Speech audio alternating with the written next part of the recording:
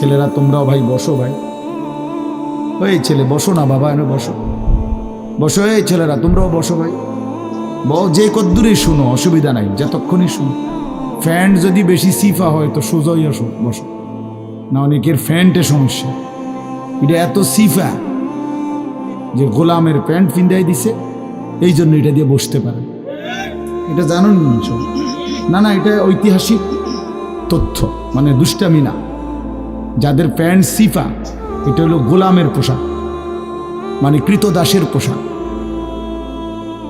হ্যাঁ, এটা হলো আফ্রিকান, যাদেরকে দিয়ে পৃথিবীতে কৃতদাসের কাজ করাইতো, অর্থাৎ এই ভেড়া, বকরি, উট, দুম্বা এগুলো লালন পালনের কাজ করাইতো, তো তাদেরকে এরকম সিফা প্যান্ট ফিন্দিত, মানে টাইট। কেন? যাতে বসতে না পারে। হ্যাঁ সত্যি, এটা ঐতিহাসিক কথা, যাতে বসতে না পারে, কাজে যাতে ফাঁকি দিতে না পারে, এই জন্য এদেরকে এই চিপা প্যান্ট এটা পরায় দিছে। নাহলে এটা কোনোভাবেই সুস্থ স্বাভাবিক কোনো মানুষের পোশাক না। সামান্যতম সুস্থতা আছে যার ভিতরে, সে এত টাইট এটা পরে কীভাবে? বেচারা হাঁটে কেমনে, বসে কেমনে, পেশাব পায়খানার জরুরত আছে মানুষের, তাইলে এটা পড়া মানে দাঁড়াইয়া প্রস্রাব করা ছাড়া তো অন্য কোনো সিস্টেম না, নাহলে এটা সে কীভাবে বসবে? তাইলে এত কষ্ট করে মানুষের পোশাক আল্লাহ তাআলা নাজিল করেছে। ইয়া বনি আদমা কাদ আনজালনা আলাইকুম লিবাসান, কোরআন শরীফে আছে। আল্লাহ বলেন, হে বনি আদম, আমি আল্লাহই তোমাদের উপরে পোশাক নাজিল করেছি।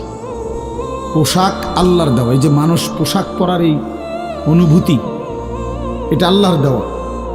আদম আলাইহিস সালামকে আল্লাহ তাআলা সৃষ্টি করে পোশাক ছাড়া পেশ করে নাই ফেরেশতাদের সামনে।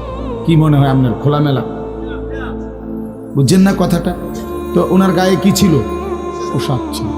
তো আল্লাহ তাআলা যখন থেকে আদমকে সৃষ্টি করলেন, তখন থেকে আদমের গায়ে পোশাকও দিল, সেই থেকেই পোশাক। ইউয়ারি সাওআতিকুম ওয়ারিশা, এটা স্পষ্ট। আল্লাহ বলছে দুইটা উদ্দেশ্যে পোশাক দিলাম। এক, এটা তোমাদের লজ্জা ঢেকে দিবে, আর ওয়ারিশা, এটা তোমাদের সৌন্দর্যের উপকরণ হবে। তাহলে এটার মধ্যে একটা আর্ট আছে, সৌন্দর্য আছে, এটা লজ্জা ঢাকবে। এখন যদি লজ্জাই না ঢাকে, এটা যদি সতরই না ঢাকে, তো এটা হলো কি?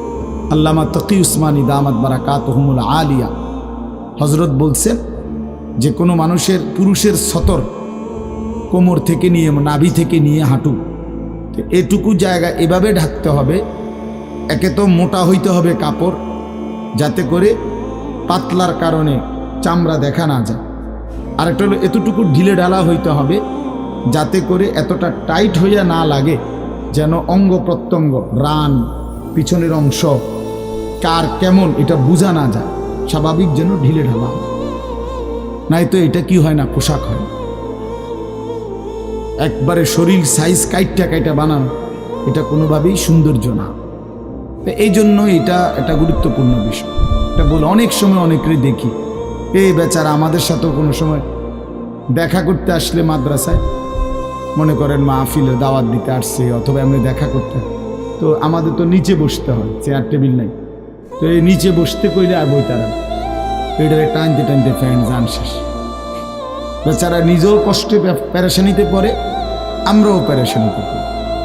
এই জন্য স্বাভাবিক ঢিলে ঢালা পোশাক পরা উচিত, একটু যেন করে চলতে ফিরতে আরাম হয়। ভাই তোমরা বসতে না, তোরা এখান চলে যাও, বেটা অপদার্থ কোথাকার, যাও এখান থেকে বেটা, যাও। তোমার মতো দু চারজন শ্রোতা না হলে কি হয়েছে, ফালতু কোথাকার।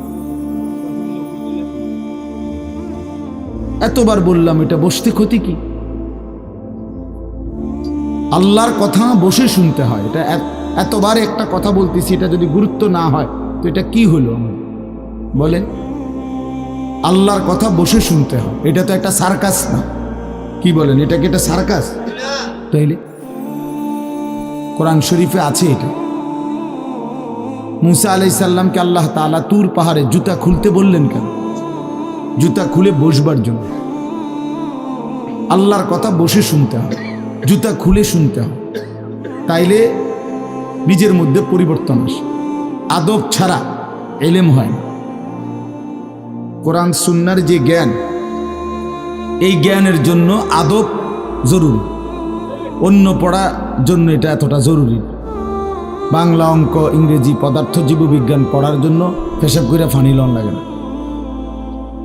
বুঝেন না কথা? দাঁড়াইয়া বসুক, বসে পড়ুক, বসে পেশাব করুক, এতে কোনো অসুবিধা নেই। কিন্তু আল্লাহর কোরআন পড়বার জন্য, রাসূলুল্লাহ সাল্লাল্লাহু আলাইহি সাল্লামের সুন্নাহ পড়বার জন্য প্রস্রাব করে ঢিলা নিতে হয়, টয়লেট পেপার ব্যবহার করতে হয়, পানি ব্যবহার করতে হয়, পবিত্র হইতে হয়। হ্যাঁ আসো আব্দুর রহমান, তুমি এনে আও। না না না, এখানে আসো। তো এই জন্য এটা জরুরি বিষয়। আমাদের কোরআন এবং সুন্নাহর এলেমের জন্য আপনার আদব জরুরি, আখলাক জরুরি, তহারাত জরুরি। এই যে এখন এখানে একটা, এটা আপনাদের এটা শুধু একটা মহরানা, বরং এখানেও তো কোরআন সুন্নাহর ইলম বলার জন্যই উলামায়ে কেরাম আপনাদেরকে বসাইছে, ঠিক না? তো তাইলে আদব জরুরি। মাওলানা ইয়াহিয়া বয়ান করতেছিলেন, হ্যাঁ আল্লাহ তাআলা, আমি যেটুকু আইসা মাত্র শুনলাম, আল্লাহ তাআলা হাসরের ময়দানে এক কদম পাও বাড়াইতে দিবেন, জিন্দেগির প্রতি ইঞ্চির হিসাব হবে। আন উমরিহি ফীমা আফনাহু, পুরা হায়াত বান্দা কোথায় ব্যয় করেছো বলো আমার দেওয়া হায়াত। ওয়া আন শাবাবিহি ফীমা আবলাহু, শুধু যৌবনটা কোথায় ব্যয় করেছো সেটা আমাকে আলাদা বলো। ওয়া আন মালিহি মিন আইনা ইকতাসাবাহু ওয়া ফীমা আনফাকাহু, প্রতিটি টাকার ব্যাপারে হিসাব দাও দুইটা। এক, টাকাটা কামাই করছো কেমনে, ব্যয় করেছো কোথায়।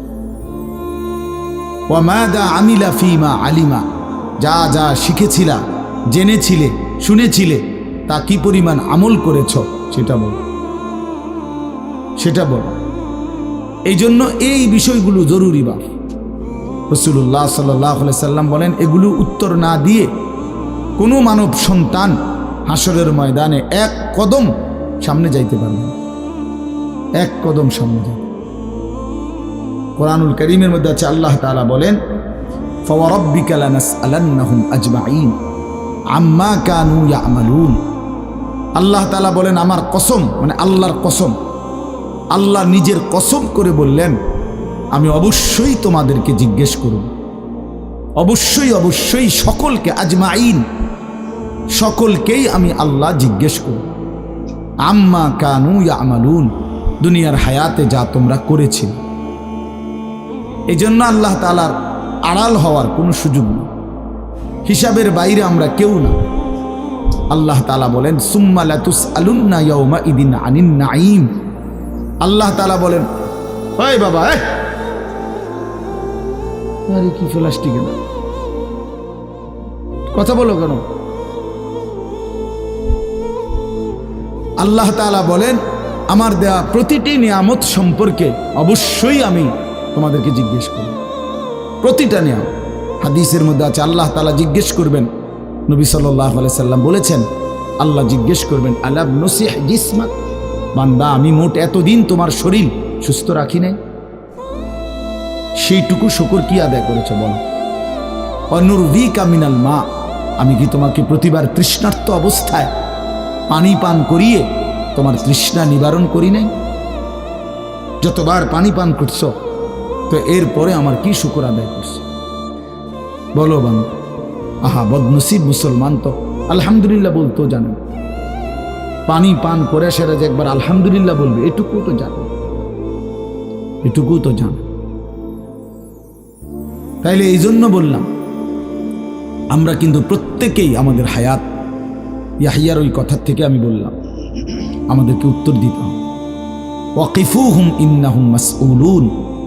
আল্লাহ তাআলা বলেন, হাসরের ময়দানে ফেরেশতাদেরকে বলবেন, আমার বান্দাদেরকে দাঁড় করাও, তাদেরকে এখন জিজ্ঞেস করা হবে একজন একজন করে। ওয়াকুল্লুহুম আতিহি ইয়াউমাল কিয়ামাতি ফারদান। আল্লাহ বলেন, সকলকে আমি আল্লাহর সামনে আসতে হবে একজন একজন। ফারদান অর্থ ওয়াহিদান, একজন একজন। আমার সামনে এসে দাঁড়াও, আমার সামনে তুমি একাকী উত্তর দিবে, কোনো দুভাষী থাকবে না, একাকী উত্তর দিবে। এই জন্য বাপ আমার, এটা জরুরি বিষয়, আমাদের জন্য জরুরি বিষয়। আমরা যেন আমাদের জিন্দগির কদর করি। ছেলেরা তোমাদেরকেও বলি, ভাই হায়াত এই শুধু শুধু কাটাইয়ার মধ্যে কোনো ফায়দা নেই। বুট খাইতে খাইতে নষ্ট করে দিলা জীবন, সামান্য মোবাইলের জন্য জীবন। একটা মোবাইলের আর কতই দাম, 12, 14, 18,000 টাকা। তো এই সামান্য টাকার একটা মোবাইল, এর জন্য এত সুন্দর হায়াত শেষ করে দেওয়া, এটা ঠিক না। বন্ধুদের আড্ডায় 5 ঘন্টা 6 ঘন্টা জীবন শেষ করে দিলেন। আল্লাহ আমাদেরকে বুঝ দান করেন।